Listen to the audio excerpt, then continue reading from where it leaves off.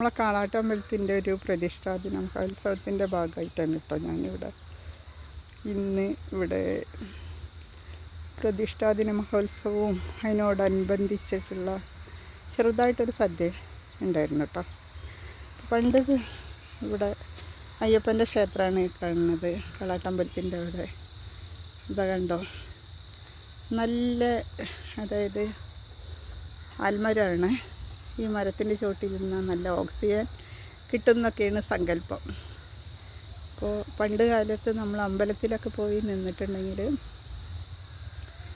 പിന്നെ ഇതിൻ്റെ ചോട്ടിൽ കുറച്ച് നേരം ഇരുന്നിട്ട്, അതായത് അമ്പലം തൊഴുത് കഴിഞ്ഞാൽ നമ്മൾ കുറച്ച് നേരം അമ്പലത്തിൽ ഇരിക്കണം എന്നാണ് ഒരു ശാസ്ത്രം. അതിൻ്റെ ഒരു ശാസ്ത്രീയ വശം കൂടിയാണ് ഇത്. ഈ ആൽമരം ഒരുപാട് ഓക്സിജൻ പ്രൊവൈഡ് ചെയ്യുന്നുണ്ട്.